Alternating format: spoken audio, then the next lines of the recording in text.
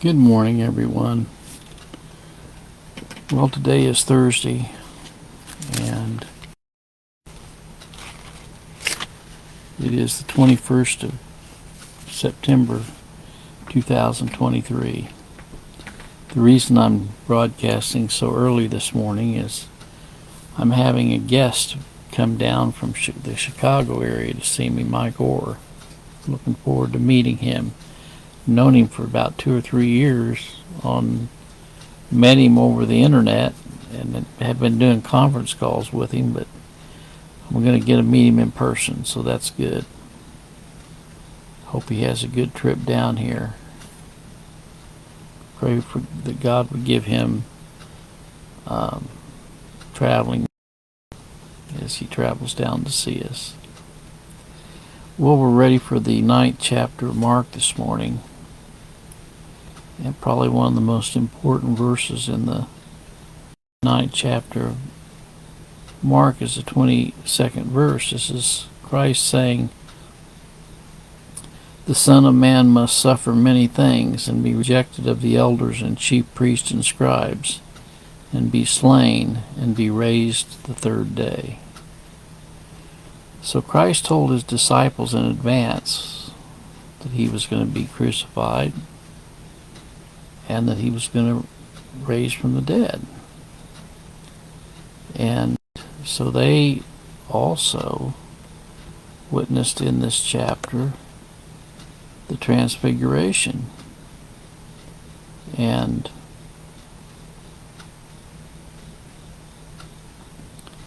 this was quite an event, that happened. This is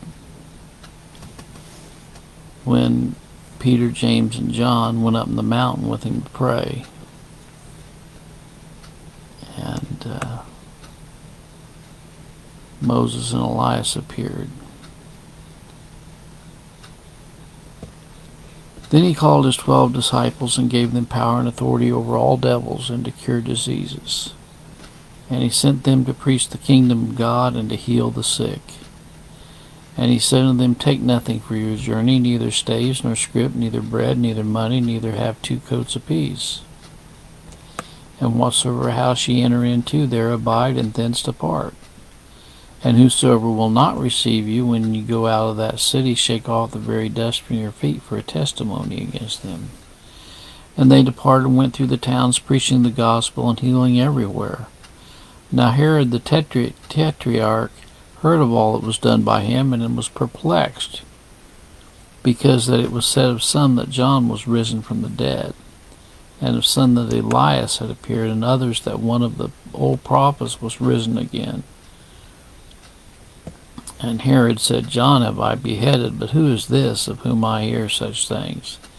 And he desired to see him. And the apostles, when they were returned, told him all that they had done. And he took them and went aside privately into a desert place belonging to the city called Bethsaida. And the people then they knew it followed him, and he received them and spake unto them of the kingdom of God, and healed them that had need of healing. And when the day began to wear away, then came the 12 and said to him, "Send the multitude away, that they may go into the towns and country round about, and lodge, and get victuals, for we are here in a desert place." But he said unto them, "Give ye them to eat." And they said, "We have no more but 5 loaves and 2 fishes, except we should go and buy meat for all this people." For they were about 5,000 men. And he said to his disciples, "Make them sit down, and by 50s in a company." And they did so, and made them all sit down. Then he took the 5 loaves and the 2 fishes, and looking up to heaven, he blessed and brake, and gave to the disciples, and set before the multitude. And they did eat, and were all filled, and were taken up fragments that remained to them, 12 baskets. And it came to pass, as he was alone praying, the disciples were with him, and he asked them, "Who say people that I am? Whom say the people that I am?" They answered, said, "John the Baptist, but some say Elias, others say that one of the old prophets is risen again." And he said unto them, But whom say ye that I am? Peter answering said, The Christ of God. And he straitly charged them and commanded them to tell no man that thing, saying, The Son of Man must suffer many things, be rejected of the elders and the chief priests and the scribes, and be slain, and be raised the third day.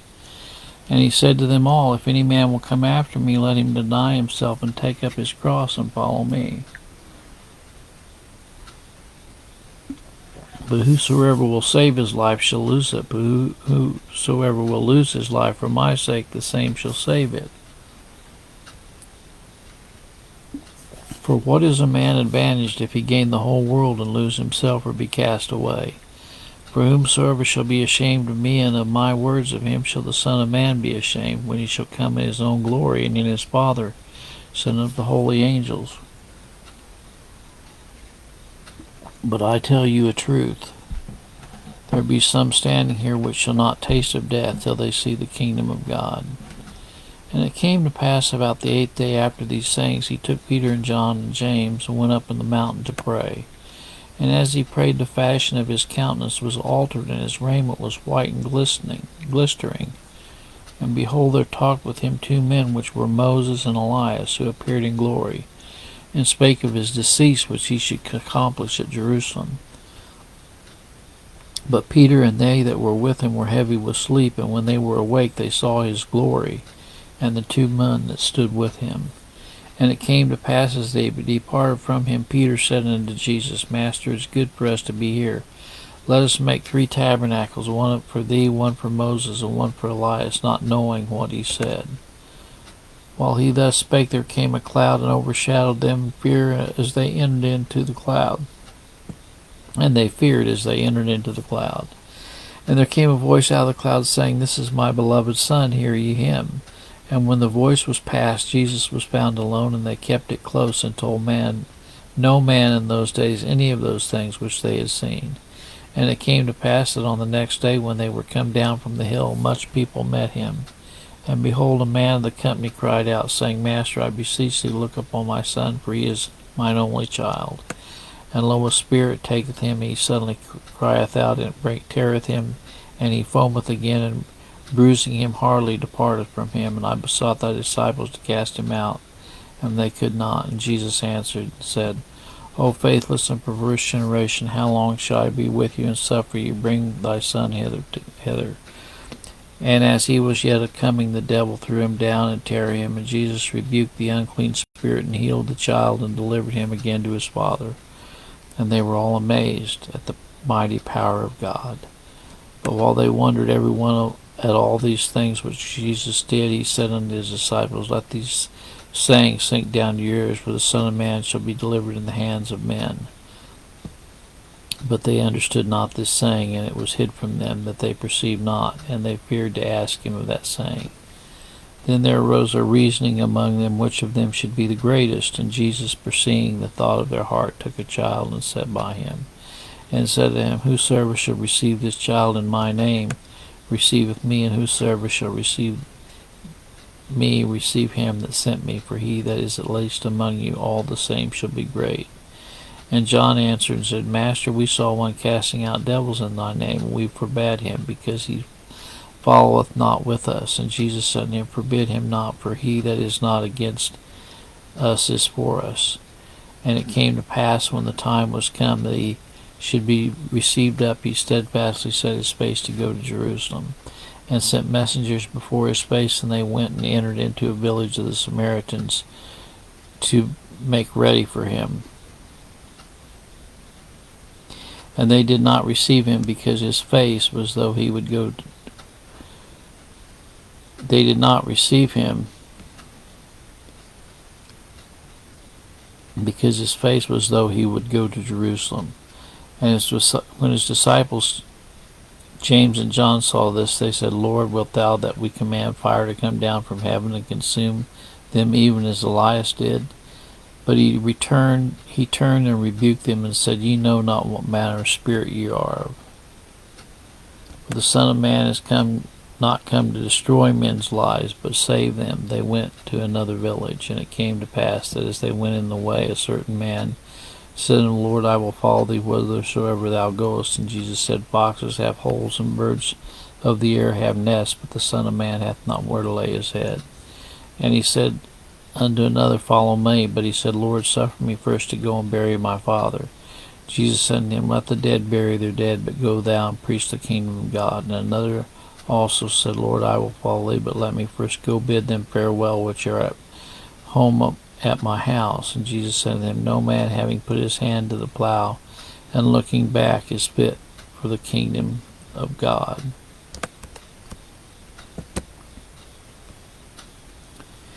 Well, there's a lot of events demonstrated in this passage. A lot of events happened in a short order here. And we see that Christ was showing his power and preaching the kingdom of God and healing the sick. And we also see the event of the Transfiguration. And we see how Herod was amazed at the power that Christ demonstrated. And a lot of people didn't understand that Christ was the very Son of God. Some thought he was John the Baptist, others Elias, others thought it might be a prophet that had risen from the dead. But Peter, it was revealed to Peter that he was the Christ of God. And Christ told him that he was going to suffer many things and be slain, and he was going to raise the third day. And he also, it was revealed from heaven that this is my beloved Son. Hear him. That's what we need to do today. We need to be listening to Christ, not all these other voices. Christ did a lot of healing, and Christ said, He that is not for me is against me. And he said he didn't come to destroy men's lives, but to save them. And he said, no man having put his hand to the plow looking back is fit for the kingdom of God. So a lot of his teachings here were timeless. They're for us today. And later on we find when he's walking on the road to Emmaus, and he appeared to some, and they said, did not our hearts burn within us as he walked with us by the way? And then they remembered that he had told them before that he was going to be killed and raised from the dead. Well, I hope the good Lord's with you today, and let us always remember the mighty power of Christ and what he did while he ministered here, and he's yet the same today. He has all power in heaven and in earth, and we can look to him for every need and realize that he is the King of Kings and Lord of Lords. God bless.